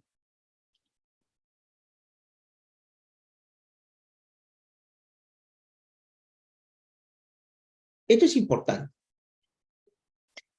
Fíjense, en el Perú, si bien es cierto, el código habla de elementos de comisión fundados y graves, la doctrina peruana no había podido descifrar o definir qué cosa es un elemento de comisión fundado y qué cosa es un elemento de comisión grave. Eso se lo debemos al doctor Jordi Ferrer Beltrán, que él sí ha podido definir, y yo coincido también con las definiciones que él ha dado. Pero respecto a los elementos de comisión, ya lo dije hace un momento, ¿no? Son los resultados acreditativos de los actos de investigación. Es decir, si yo ordeno realizar que se recabe una serie de declaraciones, esas declaraciones se van a recabar, se van a materializar en las actas que recogen las declaraciones. Ese es un elemento de comisión. Si ordeno que se realice una pericia, el perito me va a evacuar su informe pericial, ese es el elemento de comisión, ¿ok? O sea, son los resultados acreditativos de los actos de investigación. Respecto a los elementos de comisión fundados, ya les dije, ¿no? Cuando son fiables probatoriamente por sí solos o en corroboración con otros, entonces estamos hablando de un elemento de comisión fundado. Ejemplo, ADN. Y es grave cuando tiene un alto poder incriminatorio.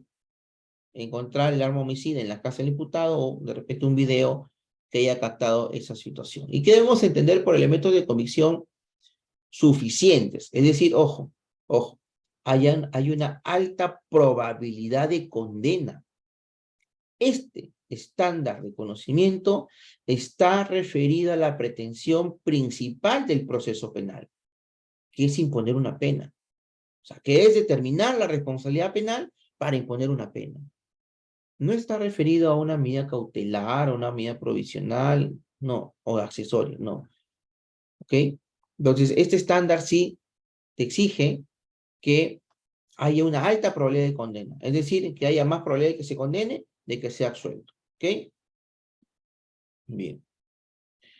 Ahora, yendo ya a las clases de actos de investigación, bueno, tenemos actos de investigación tradicionales y actos de investigación especiales. Fíjense, hoy por hoy existen diversas clases de criminalidad. Ya no solamente tenemos la criminalidad común, los robos, los homicidios, las extorsiones, ¿no? Que, digamos, eran delitos que se podían afrontar o investigar con los actos de investigación que conocemos siempre. Me refiero a las testimoniales, me refiero a las periciales, a las documentales, ¿no? Para esos delitos comunes, estos actos de investigación tradicionales nos sirven. Pero cuando ya estamos frente a un lavado de activos, frente a crimen organizado, frente a ciberdelincuencia, que es la última modalidad, digamos, de las más complejas, porque involucra conocimientos en informática, tecnologías de la información y la comunicación, etcétera. Cuando ya hablamos de este tipo de criminalidad mucho más sofisticada, los actos de investigación tradicionales son insuficientes, son nulos. No podemos tener una respuesta de persecución penal eficiente frente a esta criminalidad.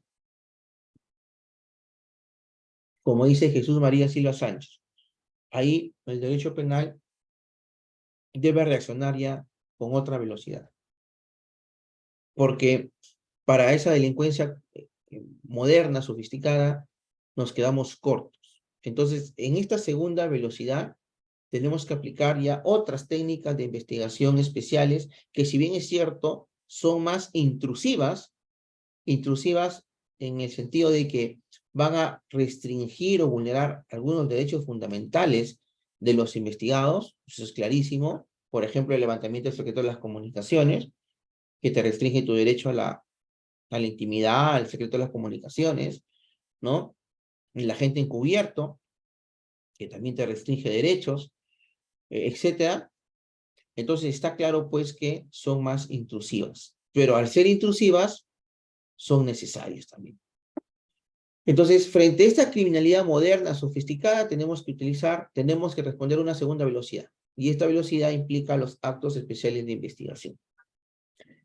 Ahora, también podemos diferenciar a los actos de investigación tradicionales, porque estos actos de investigación tradicionales son generalmente técnicas retrospectivas, ¿no? O sea, nos sirven para averiguar qué es lo que pasó, o sea, para hurgar en el pasado. Cuando viene un testigo, ¿tú qué le preguntas? Justamente ahí viene la definición de testigo, ¿no? El testigo va a declarar respecto de algo que pudo verificar, percibir, aprehender a través de sus sentidos. Es decir, va a declarar respecto de un hecho pasado. Igual, en una pericia. En una pericia, el perito se va a pronunciar, va a estudiar un hecho pasado. La documental igual. Entonces, son técnicas retrospectivas. Pero los actos de investigación especiales, por el contrario, son medios de investigación prospectivos, o sea, apuntan hacia el futuro. ¿Qué busca, por ejemplo, determinar la policía con las escuchas telefónicas? Enterarse qué es lo que está pasando, ¿no? ¿Cuáles son los golpes, los próximos golpes que se van a dar? ¿Dónde están lavando el dinero? ¿Con quiénes trabajan? Etcétera. O sea, cosas a futuro. Igual, el agente encubierto busca información respecto a saber cuáles son los próximos golpes, dónde están las otras personas que también intervienen, qué vínculos tienen con agentes del orden, del sistema de justicia, etcétera. Dónde lavan el dinero. O sea, apunta hacia el futuro, ¿no? Entonces, las técnicas especiales de investigación son más usadas frente al crimen organizado y nos permiten, digamos, conocer qué tipo de estructura presenta una organización criminal, cómo operan, quiénes son sus miembros, quiénes son sus colaboradores, cuáles son los ámbitos de actuación, en qué terreno se desarrollan y qué personas jurídicas también participan, ¿no? Ahora, muy importante, la persona jurídica ha cobrado una gran importancia a través de la ley 30.424 y a partir del cual se han ido incorporando nuevos delitos a los cuales hay que aplicar también esa ley. Entonces, las técnicas especiales de investigación que regulan nuestro Código Procesal Penal son las que tienen a la vista, ¿no? La entrega vigilada, el agente encubierto, la videovigilancia, la interceptación telefónica, la supervisión. Entonces, ya cuando hablamos de técnicas especiales de investigación, como yo le dije hace un momento, son técnicas intrusivas que restringen o afectan derechos fundamentales, ¿no? Entonces, la doctrina especializada ha señalado que cuando esta restricción es de baja o mediana intensidad, la puede otorgar el fiscal, como una videovigilancia en la vía pública, por ejemplo, pero ya cuando su afectación es grave o intensa, tiene que ordenarle el Poder Judicial. Por ejemplo, un allanamiento domiciliario, por ejemplo, el levantamiento secreto de las comunicaciones o las escuchas telefónicas. ¿Ok? Bien. Entonces, ingresamos a la primera etapa de la investigación preliminar, ¿no? Que de la investigación, que es la investigación preliminar. Ya hemos dicho que la persecución penal es pública, está a cargo del Ministerio Público y se materializa a través de las denuncias. Ahora, las denuncias se pueden realizar de oficio por la propia Ministerio Público, a instancia de la víctima, mediante acción popular, quiere decir que cualquier persona que conozca de un delito tiene el derecho, la facultad de hacerla conocer. No se requiere que denuncie el propio afectado por el delito, ¿no? Puede denunciar cualquiera, siempre y cuando sea un hecho de persecución pública, o también lo puede hacer la misma policía, ¿no? La ley señala que existen sujetos obligados a denunciar, como son los profesionales de salud, los educadores y los funcionarios. Pero, a su vez, también existe otro grupo que no están obligados a denunciar, obviamente por temas de razones de familiaridad, ¿no? Por ejemplo, el cónyuge, parientes dentro del cuarto grado, del segundo grado, y los que están protegidos por el secreto profesional. Un sacerdote, un abogado, etcétera, ¿no? Respecto a la denuncia puede ser verbal o puede ser escrita. Cuando el fiscal está de turno, el agraviado o la persona que quiera denunciar se puede constituir al Ministerio Público y hacer llegar su denuncia de forma verbal, va a ser atendido por el fiscal le va a levantar un acta respecto de los hechos, respecto a las personas que han intervenido en el delito y toda información pues que el denunciante pueda aportar, ¿no? Si es verbal y si es escrita, pues lo hará llegar a través de la denuncia correspondiente.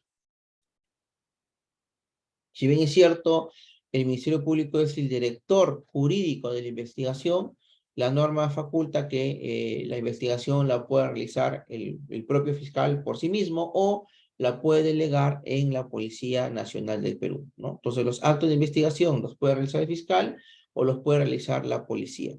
Esto es importante porque, aunque no lo crean, a pesar de que han pasado 16 años de vigencia del Código Procesal Penal de 2004, hay algunos abogados que en las audiencias siguen cuestionando la validez de los actos de investigación policial que realizó la policía porque, según ellos alegan, no se encontraba el fiscal.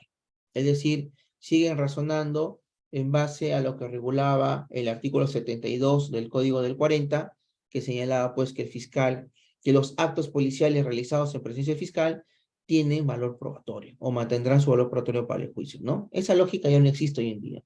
Hoy en día puede investigar la policía por sí sola, claro, por orden o dirección del fiscal, o lo puede realizar también el fiscal. Pero eso no quiere decir que porque la policía realizó actos de investigación por su cuenta no tengan ningún valor. No, no es así. Los actos de investigación valen. ¿Por qué? Porque solamente eso, actos de investigación. Estos actos de investigación que realiza la policía no van a servir para fundamentar una sentencia, porque en este sistema lo único que sirve para fundamentar una sentencia son los actos de prueba y no los actos o elementos de convicción. ¿Ok? Un juez penal de juzgamiento nunca va a poder fundamentar una sentencia en elementos de convicción, como regla general. Como regla general. ¿Hay excepciones? Claro que hay excepciones. La prueba preconstituida, por ejemplo, es una excepción, ¿no? Un dosaje etílico policial es una prueba preconstituida, ¿no? El recojo de muestras es una prueba preconstituida. Ahí sí no vamos a requerir, digamos, que haya actuación y todo, porque la prueba constituida se tiene que realizar justamente por la forma como se puede, digamos, disipar, cómo se puede perder, porque tiene el carácter de irreproducible. Si no se realiza en ese momento, se pierde la prueba. Por eso es preconstituida, ¿ok? Y esas pruebas preconstituidas sí tienen valor probatorio para fundamentar una sentencia. Por eso se señala pues que el fiscal es el que diseña la estrategia adecuada al caso. Su finalidad, ¿no? Dice, las diligencias preliminares tienen por finalidad inmediata realizar los actos urgentes o inaplazables, destinados a determinar si han tenido lugar los hechos, si tienen carácter delictuoso, recabar los elementos materiales e individualizar a las personas involucradas. Acá, ya en base a los casos que se han ido dando, se han ido cuestionando el tema de los actos urgentes o inaplazables, sobre todo para los casos de crimen organizado, porque los abogados decían lo siguiente: ¿qué de urgente, qué de inaplazable va a haber, decían ellos, en una investigación preliminar de 36 meses? O sea, 3 años, ¿no? 3 años investigando una organización criminal. ¿Cuál es lo urgente ahí, no? En 3 años no hay nada de urgente. Entonces ellos cuestionaban de esa forma, digamos, que pues 36 meses de investigación preliminar ya no, que rompía con esta finalidad que le imponía la ley. Pero lo cierto es que hay que hacer un análisis en razón a la naturaleza de las cosas. Y nosotros no podemos equiparar la investigación de un delito común con la investigación de un delito de organización criminal. Son cosas muy distintas. Lo urgente y lo inaplazable para un robo, para una violación, delito común, pues sí es algo célere, ¿no? Rápido, pero no podemos entender ontológicamente de la misma forma cuando estamos frente a un delito de organización criminal. De pronto puede ser urgente que se inserte un agente encubierto porque ya esta organización criminal va a empezar a realizar actividades respecto a un golpe que van a realizar, que no lo van a hacer ni en ese momento, ni mañana, ni pasado. Lo van a realizar después, pero ya es necesario que ese agente encubierto esté insertado dentro de la organización criminal para que vaya reportando la información. Y esto sí ha sido ya objeto de desarrollo por una doctrina jurisprudencial que más adelante vamos a ver, o que ya me adelanto, es en el caso 599-2018 en Lima, el caso Cócteles de Keiko Fujimori, en el cual la Corte Suprema ha establecido pues que lo urgente o inaplazable no se puede, de un proceso común, no se puede equiparar a un proceso de criminalidad organizada, ¿no? Incluso ahí la Corte Suprema establece que el plazo de una investigación preliminar de un proceso de crimen organizado es de 36 meses.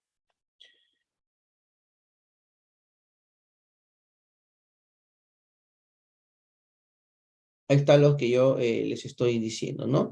Y otro punto importante que desarrolla esta casación, fíjense, señala que el vencimiento del plazo de una investigación preparatoria, o perdón, de una investigación preliminar, no se debe restringir a un tema numérico, a un tema temporal.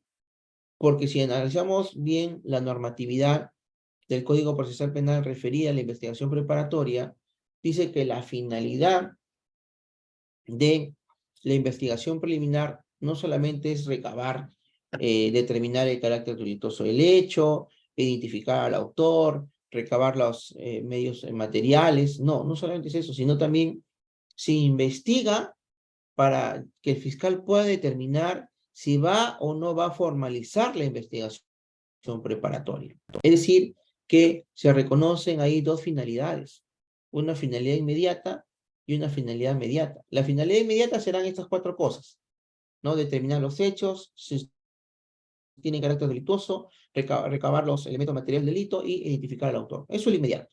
Pero lo mediato será también luego determinar si el fiscal debe o no debe formalizar la investigación preparatoria. Y esa finalidad inmediata, esa finalidad mediata no la podemos restringir a lo temporal, sino tenemos que ver que cumpla su fin. ¿Ok? ¿Esto a qué nos lleva? Miren, y acá está lo que yo les estoy diciendo, fundamento 11, dice, hay que considerar que existen dinámicas criminales donde las estructuras mismas evolucionan y hacen más compleja su indagación. Ahí es donde el rol del fiscal, encaminado a obtener indicios reveladores de la existencia del hecho criminal y la individualización de un significativo número de personas conforme al artículo 336, se complejiza. Por ello, no es lo mismo realizar actos urgentes, inaplazables en la investigación de un delito común que una investigación de crimen organizado. Y finalmente, respecto a la evolución de los plazos de la investigación preliminar, tendría que decir después que sí, cuando entró en vigencia el nuevo Código Procesal Penal, la norma decía que el plazo de la investigación preliminar era 20 días, y así se trabajaba en el año 2012 hasta el 19 de agosto del 2013, en que se emite la ley 30.076 y ese plazo de 20 días se amplió a 60, ¿no? Y así quedó hasta el día de hoy. Pero fíjense, desde el punto de vista legal, hoy por hoy, el plazo de la investigación solamente dice 60 días y en la investigación preliminar no se ha regulado cuál es, desde el punto de vista legal, no se ha regulado cuál es el plazo de una investigación compleja, ni tampoco de una investigación preliminar de un caso de organización criminal. No dice la ley nada al respecto. No obstante, esos plazos han sido, sí, objeto de un desarrollo jurisprudencial y ha sido en la casación 144/2012 ANCAS, en el cual se ha señalado que la investigación preliminar compleja tiene un plazo de 8 meses, plazo máximo de 8 meses. Y en el caso 599 de 2018 Lima, cuando se trate de organizaciones criminales, el plazo máximo de esta investigación es de 36 meses. O sea, vía jurisprudencial se ha podido desarrollar estos plazos y no vía legal. Entonces, en ese aspecto sí es importante la labor que ha realizado la Corte Suprema al respecto. Acá vemos las casaciones, ya las pueden revisar luego porque yo se las voy a hacer llegar, obviamente, para que ustedes puedan disponer de ellas. A ver, hasta ahí, si hubieran preguntas, por favor, las podemos responder. Hasta ahí todo lo que hemos avanzado. Si tuvieran alguna pregunta, algún comentario, las podemos responder antes de que nos gane la hora. Yo ya tengo acá las 10. Miren, para estas sesiones de las etapas del proceso penal, la institución ha previsto 2 sesiones, ¿no? Estamos agotando la investigación preparatoria. No, lo que es la investigación, me quedaría para la siguiente sesión tocar la investigación preparatoria, la etapa intermedia y juicio oral, que yo creo que sí lo acabamos en las 2 horas que nos quedan para la siguiente sesión, y con eso estamos agotando todo lo que son el tema de las etapas. No sé si hasta ahí tienen alguna pregunta que quieran desarrollar o algún comentario. Sí, buenas noches, doctor Renato. Sí, doctor, están prestos para hacer una pregunta, un comentario al ponente, por favor. Gracias.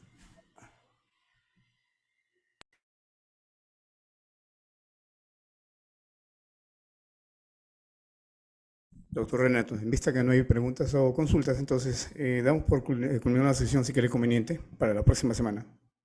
¿O todavía tiene algo adicional que comentar? A ver, voy a terminar con Correcto, correcto. este último temita, ya respecto al Ministerio Público. Eh, ¿Cuál es la actividad del Ministerio Público?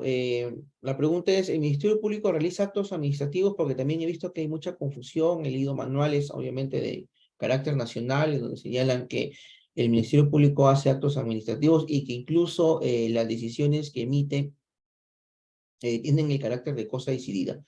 Y eso realmente no es así, fíjense. Para empezar, el Ministerio Público no realiza actos administrativos porque de lo contrario, pues sus actos estuvieran regulados por la ley 27.444, que es la ley de procedimiento administrativo general. Eso no es así. Los actos del Ministerio Público están regulados por el Código Procesal Penal. Es más, hay un título referido a las facultades, obligaciones y derechos que tiene el Ministerio Público como sujeto procesal. Todos los actos que realiza el Ministerio Público están regulados por la norma procesal. Entonces, los actos del Ministerio Público no son administrativos, son actos procesales. Y como tal, tienen sus consecuencias. Ahora, respecto a la decisión del Ministerio Público, por ejemplo, de archivar un caso, no es que sea una cosa decidida, porque va a depender de por qué está archivando el caso del Ministerio Público. Entonces, ahí tenemos que enfocarnos en lo siguiente, ¿no? El Ministerio Público, cuando termina la investigación preliminar, tiene dos opciones: o archiva el caso o formaliza la investigación preparatoria. Pero respecto al archivo, tenemos todas estas posibilidades o supuestos a partir de los cuales el Ministerio Público puede archivar. Puede archivar porque ha concretizado un principio de oportunidad, puede archivar porque los hechos son atípicos, puede archivar porque la acción penal ha prescrito, puede archivar porque no existen elementos de comisión reveladores para poder formalizar la investigación preparatoria, porque no se ha individualizado al imputado o porque falta un requisito de procedibilidad. Cualquiera de esos supuestos se puede dar. Pero fíjense, la norma procesal penal, el artículo 2, que regula el principio de oportunidad, y el artículo 335, inciso 1, hablan de supuestos en los cuales el Ministerio Público puede archivar la investigación y ningún otro fiscal puede volver a denunciar por esos mismos hechos o reabrir la investigación por los mismos hechos. ¿Qué dice el principio de oportunidad? Sí, acá está, lo tengo acá. Fíjense, inciso 4. ¿Qué dice? Realizar la diligencia prevista en el párrafo anterior y satisfecha la reparación civil, el fiscal expedirá una disposición de abstención. Esta disposición impide, bajo sanción de nulidad, que otro fiscal pueda promover u ordenar que se promueva la acción penal por una denuncia que contenga los mismos hechos. Ojo con esto, ¿no? Es decir, llega al fiscal el conocimiento de un delito de conducción e estabilidad, un delito de omisión de agresión familiar, un libramiento indebido, unas lesiones leves, etcétera, que se ha logrado recomponer el conflicto a través de un principio de oportunidad. Por lo tanto, se cumplió el principio, se cumplió con el pago y el fiscal sacó su abstención. Listo. ¿Qué pasaría si más adelante la parte agraviada dice no estar conforme con lo que recibió, con lo que le pagaron y intentan una denuncia? La norma es clara, ¿no? Ya ningún otro fiscal podrá reabrir esa investigación, porque ya está bajo el manto de los efectos de la seguridad jurídica. Otro caso, el 335, inciso 1. Ojo, dice que en los supuestos de archivo previstos en el artículo anterior, es decir, en el 334, que se refiere a hechos atípicos, es decir, que no tienen relevancia jurídico-penal, impide que otro fiscal pueda promover investigación preparatoria por los mismos hechos. Entonces también este supuesto está, digamos, bajo el manto de la seguridad jurídica. Entonces, ¿cuál será la naturaleza de estas disposiciones de archivo emitidas por el fiscal? No son cosa juzgada, obviamente, porque la cosa juzgada, para ser tal, requiere o necesita de un pronunciamiento jurisdiccional, de un pronunciamiento de fondo, de carácter jurisdiccional, que por cierto acá no ocurre. No obstante, fíjense, estas disposiciones de archivo son disposiciones fiscales, son disposiciones de archivo fiscal que tienen los efectos de una cosa juzgada. Es decir, no es cosa juzgada, pero tiene los efectos de una cosa juzgada. ¿Y de dónde podemos arribar a esa conclusión? Fácil, porque si bien es cierto, acá la norma no lo dice, pero el fiscal también puede archivar un caso a nivel preliminar porque la acción penal ya prescribió, ¿cierto? Ya prescribió. ¿Y qué dice la Constitución al respecto? El 139, inciso 13 de la Constitución señala que la amnistía, el indulto, el sobreseimiento definitivo y la prescripción, ojo, producen los efectos de cosa juzgada, dice la Constitución. Producen los efectos. Claro, es que la amnistía es un tema administrativo, el indulto también. No son jurisdiccionales, por lo tanto no puede ser cosa juzgada. Claro, no lo son, pero sí tienen sus efectos. Igual el sobreseimiento, igual la prescripción. Entonces, si un fiscal archiva un caso por prescripción, como los que nos suelen llegar muchos, por ejemplo, cuando falsedad ideológica, de esos tramitados en la RENIEC, donde una persona tiene una identidad y luego, después de unos años, quiere obtener otra, pero la segunda identidad es del año 2008, 2009, y denuncia en el 2023, ya prescribió. Esos hechos, por ejemplo, por mandato constitucional, ese archivo tiene los efectos de una cosa juzgada. O sea, no es cosa juzgada, pero sí le alcanzan los efectos. ¿Por qué? Porque estamos obligados a darles una, digamos, seguridad jurídica. Lo mismo ocurre con los archivos respecto de atipicidad y con los supuestos de principio de oportunidad. Son disposiciones de archivo, en este caso una abstención fiscal, que tiene los efectos de una cosa juzgada, ¿ok? Bien, entonces ahí ya llegamos a la investigación preparatoria, ahí ya sí nos vamos a quedar y lo vamos a retomar en la próxima sesión. No sé si tienen ahí de repente o ya se animaron a hacer alguna pregunta o si son tímidos lo pueden hacer por el chat, si es que no quieren hablar, no hay problema, pero la idea es que no se queden con la duda. O si gustan me la pueden hacer también en la siguiente sesión que nos toca la próxima semana, el próximo miércoles, también por la misma hora y por el mismo canal. ¿Habrá alguna pregunta de repente? ¿Se animaron?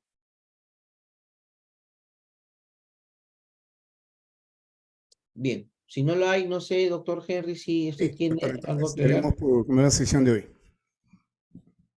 Sí, entonces, doctores, gracias por su participación y daremos por culminar la sesión de hoy y que tenga buen fin de semana. Doctor Renato, muchas gracias y nos vemos el próximo miércoles. Gracias a ustedes. Entonces nos vemos el próximo miércoles. Buenas noches con todos. Permiso. Buenas noches.